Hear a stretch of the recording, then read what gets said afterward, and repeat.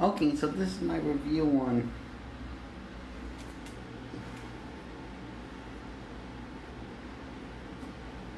Nightmare on Elm Street.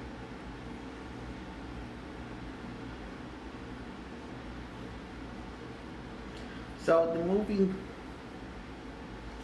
is about this kid called Jesse who gets possessed by Freddy Krueger. Freddy Krueger takes control of his body. He's the brains and Jesse's the bronze, his ticket way out of hell, I'm guessing. I don't know. It's not really explained. Anyway, so hang on.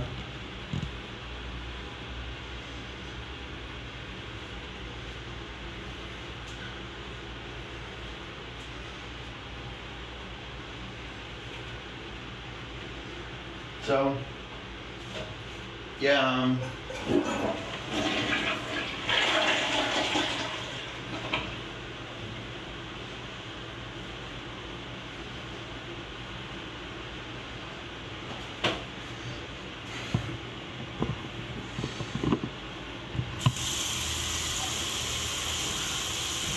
so where am I?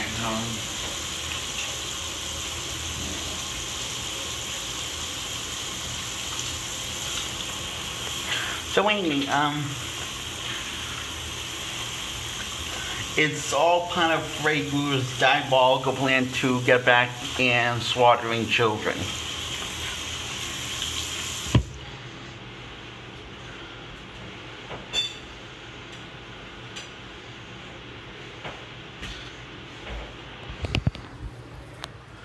And gradually, little by little, he turns into Freddy Krueger. Freddy Krueger has a way of manipulating Jesse into killing by temporarily taking control of his body and putting on the claw and slicing people in his skull. This really cool shadow scene when you think it's Freddy Krueger, but really it's just Jesse wearing the Freddy Krueger gauntlet.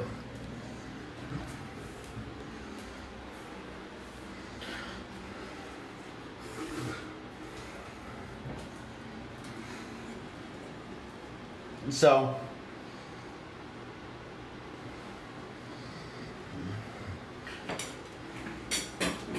anyway, I'm going to take a shower after this. So anyway, at a party, Jesse's friend is supposed to keep an eye on him or fall asleep to make sure nothing weird happens. He tells him what's going on with him throughout the entire film. He thinks that he's crazy and just tells him, just keep an eye on me, make sure nothing funny happens, and wake me up if something funny starts happening. And trust me, you'll know what it would be if you see it. So by the time something funny starts happening, he tries to wake Jesse up. But it's too late. But Jesse's way too asleep too much, and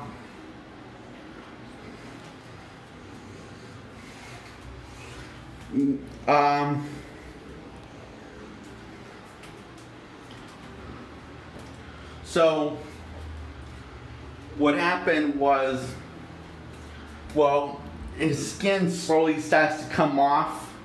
Jesse's skin slowly starts to come off his body, and underneath his Freddy Krueger skin. And Freddy Krueger kills his best bud and starts to go on a killing spree and kills everyone at the party. But for some unexplained reason, Freddy Krueger gauntlet has the claws that come out of his that attach to his claw are now attached to his fingernails.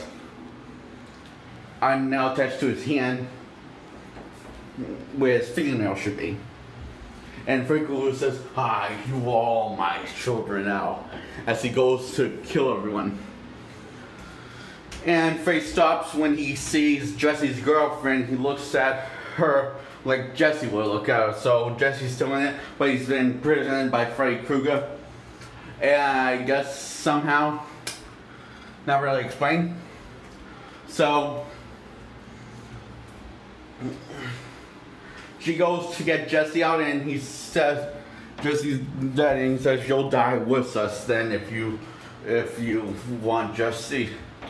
So Freddy Krueger's skin peels off, starts slowly peeling off of Jesse's body, and it's Jesse's skin underneath it, kind of like some sort of cocoon. Yeah, it gets very weird at this point.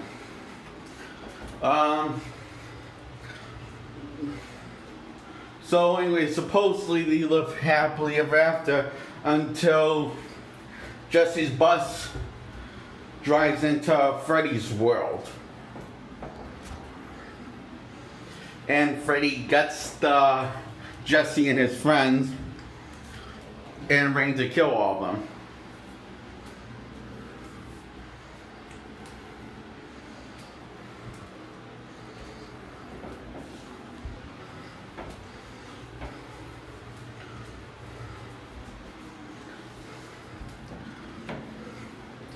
So it has a lot of problems, but I think it's a pretty good sequel. Actually, other than this, I'm sure it has bumps. But I think it's a pretty damn good sequel. One of the better ones I've seen. It doesn't try to rehash everything, and doesn't forget its own continuity or the whole world that's built up. It expands on it, but not always in the best way on the world that it's built for itself.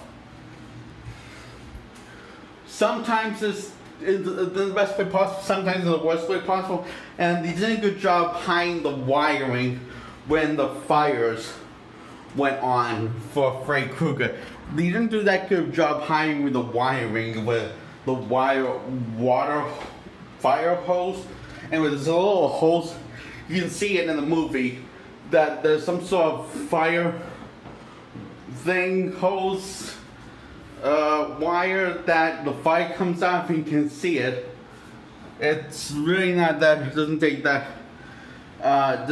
much to spot it.